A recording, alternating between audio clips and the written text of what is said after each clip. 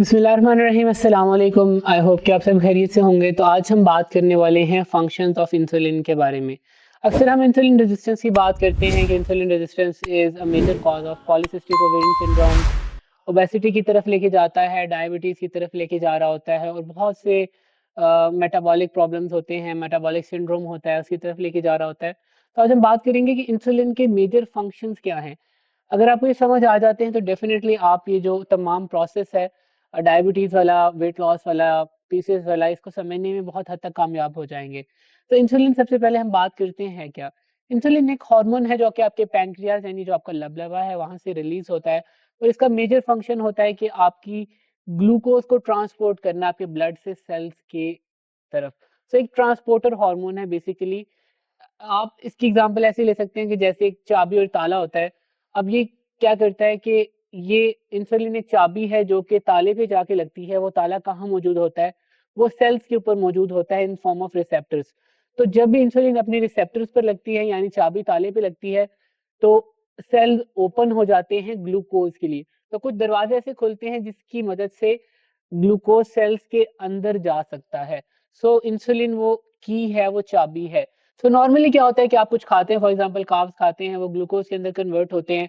Glucose आपके blood के अंदर जाता है, फिर आपका ब्रेन सिग्नल करता है कि ब्लड के अंदर ग्लूकोज है। पैंक्रियाज आपकी इंसुलिन रिलीज करते हैं। इंसुलिन क्या करता है, रिसेप्टर्स पर जाता है जिन सेल्स को जरूरत होती है, वहां पर जाके लगता है और ग्लूकोज सेल्स के अंदर जाता है। सेल्स को एनर्जी मिलती है। अगर तो एनर्जी एक्स्ट्रा हो तो वो स्टोर हो जाती है, पहले मसल्स के अंदर in form of glycogen store होती है, लिवर के अंदर स्टोर हो जाती है। अगर फिर भी गुंजाइश ना हो तो फैट सेल्स के अंदर स्टोर होना शुरू हो जाती है। अगर एक्स्ट्रा ना हो तो फिर आपकी बॉडी नॉर्मल फंक्शन के अंदर उसको इस्तेमाल कर लेती है। अब इंसुलिन रेजिस्टेंस ऐसी कंडीशन है जब ग्लूकोज सही तरीके से अंदर नहीं जा पा रही होती। अब वो जो रिसेप्टर्स होते हैं वहां पर प्रॉब्लम आ जाता है, वहां पर रेजिस्टेंस आ जाती है यानी रुकावट आ जाती है। तो वो चाबी ताला जो वाला कॉन्सेप्ट था, चाबी सही तरीके से लग नहीं पा रही होती। अब ब्रेन क्या करता है, वो देखता है कि ब्लड के अंदर ग्लूकोज तो अभी मौजूद है, तो वो मजीद इंसुलिन रिलीज करता जाता है, करता जाता है।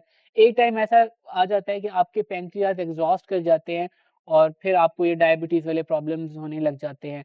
तो ये तो बहुत एक एंड स्टेज की बात मैंने ऐसे कर दी।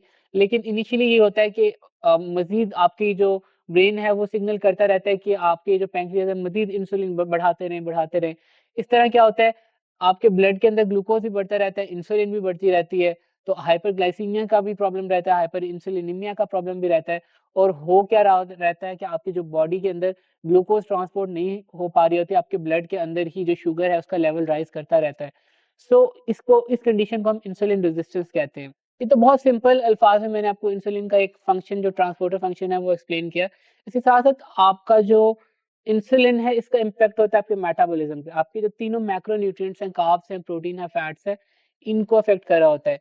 इसीलिए हम अक्सर बात कर रहे होते हैं कि इंसुलिन लेवल्स को जरूर डाउन होना चाहिए अगर आप अपना मोटापा ठीक करना चाहते हैं, अपनी डायबिटीज ठीक करना चाहते हैं, या फिर आप अपना पीसीएस वगैरह ठीक करना चाहते हैं, या कोई भी ऐसी बीमारी जो कि इंसुलिन रेजिस्टेंस को लेके है। सो इंडिविजुअली हम बात करते हैं कार्ब्स के ऊपर क्या इम्पैक्ट होता है इंसुलिन का। इंसुलिन एक्चुअली ग्लूकोज के ब्रेकडाउन को डिक्रीज कर रही होती है और जो रिलीज ऑफ ग्लूकोज होता है फ्रॉम ग्लाइकोजन, जो कि ग्लाइकोजन आपके मसल्स के अंदर स्टोर होता है। कार्ब्स की हम पहले बात कर रहे हैं कि एक तो ब्रेकडाउन नहीं होने देता ग्लूकोज की, और जो रिलीज करवाना होता है ग्लूकोज को फ्रॉम ग्लाइकोजन, वो नहीं हो पा रहा होता। तो जो सबसे पहला फंक्शन है कार्ब मेटाबॉलिज्म के हवाले से, ये डिक्रीज करता है break down and release of glucose from glycogen. यानी ग्लाइकोजन जो ब्रेकेज हो रहा है वो भी नहीं होने दे रहा होता, और ग्लूकोज भी जो कन्वर्जन होती है ग्लाइकोजन से ग्लूकोज बनता है, क्योंकि ग्लाइकोजन स्टोरेज फॉर्म है ग्लूकोज की, तो उसको बेसिकली ये डिक्रीज कर रहा होता है।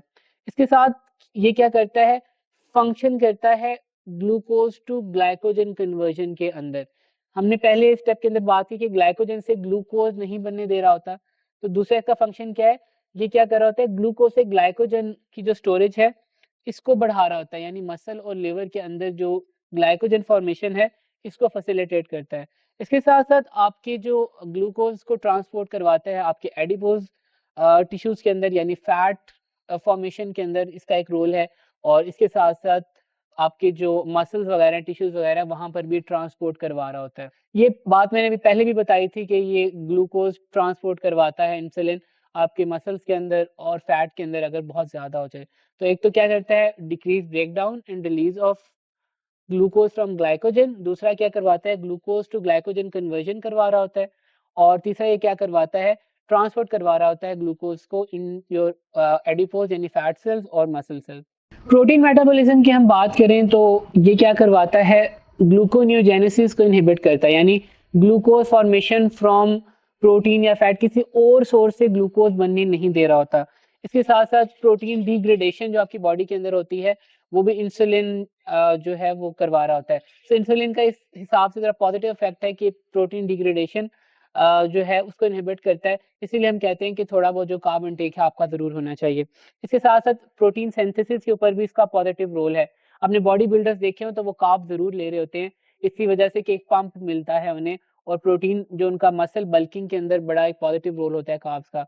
तो कार्ब्स अगर होंगे तो इंसुलिन होगा, तो प्रोटीन सिंथेसिस के अंदर इसका एक पॉजिटिव रोल है। इसी तरह ये जो अमाइनो एसिड लेवल्स होता है ब्लड के अंदर, इसको लोअर करने में बहुत ज्यादा हेल्प करता है with respect to your blood glucose level. तो 3 फंक्शन क्या थे, एक तो ये आपकी प्रोटीन डिग्रेडेशन को प्रिवेंट करता है, इनहिबिट करता है ग्लूकोनियोजेनेसिस को, इसके साथ साथ प्रोटीन सिंथेसिस के अंदर इसका पॉजिटिव रोल है, और अमाइनो एसिड लेवल्स को भी डिक्रीज करता है। प्रोटीन मेटाबॉलिज्म की अगर हम बात करें तो इंसुलिन का थोड़ा सा इसके अंदर पॉजिटिव इफेक्ट होता है, लेकिन जो मेजॉरिटी इम्पैक्ट पड़ता है मोटापे को लेके या जो हमें प्रॉब्लम्स दरकार होते हैं, उसका ज्यादा जो इफेक्ट होता है, नेगेटिव इम्पैक्ट होता है, वो कार्ब और फैट मेटाबॉलिज्म को लेके है। और ये 2 फैक्टर ऐसे होते हैं जो कि आपका ओवरऑल जो प्रोग्रेस है उसको ज्यादा डिस्टर्ब कर रहे होते हैं। फैट मेटाबॉलिज्म के अंदर हमने जरा थोड़ा सा डिटेल में देखना है, यहाँ पर जो इंसुलिन का फैट को लेके जो इसका इम्पैक्ट है ये काफी ज्यादा डेंजरस है। तो अगर हम फैट मेटाबॉलिज्म की बात करें तो इंसुलिन का एक पॉजिटिव रोल आता है फैट जनरेशन के ऊपर, यानी ये जो आपकी फैट स्टोरेज करवा रहा होता है। अभी क्या कहता है, इनहिबिट करता है लाइपोलाइसिस को, यानी फैट की ब्रेक डाउन को इनहिबिट करता है। जब तक आपकी ब्लड के अंदर बहुत ज्यादा इंसुलिन मौजूद हो तो फैट जो लॉस का प्रोसेस है या फैट बर्निंग का प्रोसेस है वो नहीं हो पाता। इसके साथ साथ ये प्रिवेंट करता है production of ketones. Ketones alternative source होता है एनर्जी का, 2 सोर्सेज होते हैं, ग्लूकोज एंड कीटोन्स। तो नॉर्मली आप ग्लूकोज इस्तेमाल कर रहे होते हैं, लेकिन जब आप नेगेटिव एनर्जी बैलेंस के अंदर जाते हैं तो बॉडी कीटोन्स इस्तेमाल करती है। कीटोन्स का मतलब ये है, कीटोसिस का मतलब ये है कि बॉडी आपकी फैट बर्निंग स्टेज के अंदर गई हुई है। सो ये आपके पास उसकी जो प्रोडक्शन है कीटोन्स की वो भी नहीं होने दे रहा होता। इसके साथ साथ ये कन्वर्जन जो होती है पायरोवेट की फ्री फैटी एसिड्स के अंदर करवा रहा होता है, और जो आपकी फैट सिंथेसिस है उसको प्रमोट करता है, यानी पायरोवेट को फ्री फैटी एसिड्स के अंदर कन्वर्ट करवाता है और लाइपोजेनेसिस करवा रहा होता है, यानी फैट प्रोडक्शन करवा रहा होता है। इसी तरह इसका एक और फंक्शन होता है, ये लाइपोप्रोटीन लाइपेज जो कि एक एंजाइम है उसको एक्टिवेट करता है। अब लाइपोप्रोटीन लाइपेज लाइपेज जो एलपीएल होता है, ये क्या करता है, ये फ्री फैटी एसिड्स को ट्राइग्लिसराइड के अंदर कन्वर्ट करता है, और फिर जो ट्राइग्लिसराइड हैं ये आपके एडिपोज टिश्यूज के अंदर स्टोर हो रहे होते हैं। तो अब आपने ये तीनों फंक्शन देखे होंगे, एक तो ये फैट की ब्रेकडाउन नहीं होने दे रहा है, यानी हमारा जो लाइपोलिसिस है वो इनहिबिट हो रहा है। इसके साथ साथ कीटोन प्रोडक्शन भी नहीं हो रही, यानी कीटोसिस भी नहीं होने दे रहा।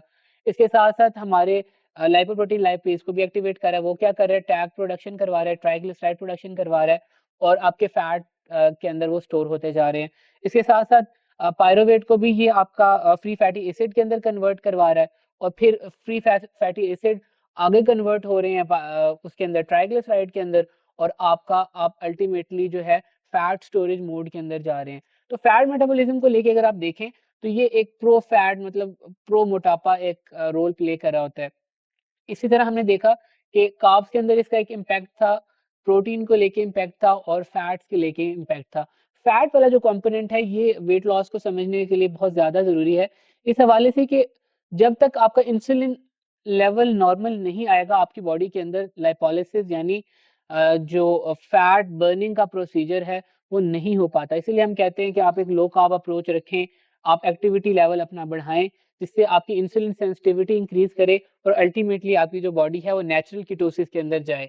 तो अगर हम कार्बोहाइड्रेट मेटाबॉलिज्म को देखें, जब इंसुलिन लेवल्स लो होते हैं तो जो स्टोर कार्ब है वो यूटिलाइज होते हैं, जब वो यूज हो जाते हैं तो फिर आपकी बॉडी फैट बर्निंग स्टेज के अंदर जाती है, कीटोसिस के अंदर जाती है, तो आपका फैट बर्न हो रहा होता है। इसके साथ साथ हमने देखा कि एक पॉजिटिव रोल इंसुलिन का ये था कि ये प्रोटीन प्रिजर्व करके रख रही थी। मैंने आपको जैसे कि प्रोटीन मेटाबॉलिज्म के हवाले से बताया, तो इसीलिए हम कहते हैं कि आपकी जो प्रोटीन बहुत ज़रूरी होते हैं। जब भी आप फैट लॉस की तरफ जाएँ या इंसुलिन रेजिस्टेंस को ठीक करने पे जाएँ या लो कार्ब डाइट के ऊपर जाएँ या कीटोजेनिक डाइट अगर कोई करता है, वैसे हम सपोर्ट तो नहीं करते कि कीटोजेनिक डाइट की जाए, लेकिन अगर कोई करता है तो आपका जो प्रोटीन सोर्स है वो बहुत इम्पोर्टेंट हो जाता है।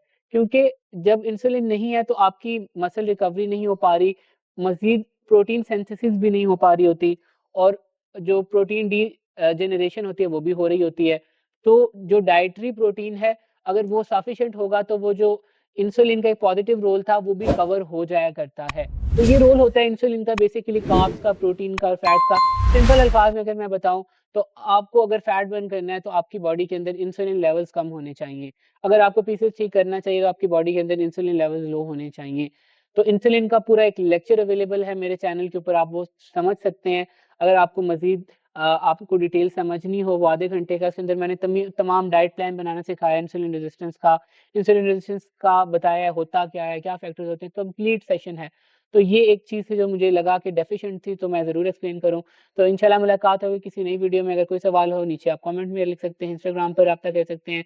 अगर आपको हमारी हेल्प चाहिए हो वेट लॉस के लिए तो आप हमारे से राब्ता कर सकते हैं, नंबर्स आ रहे होंगे। तो इंशाल्लाह मुलाकात होगी किसी नई वीडियो में, तब तक के लिए अपना ख्याल रखिएगा। अल्लाह ने के बाद।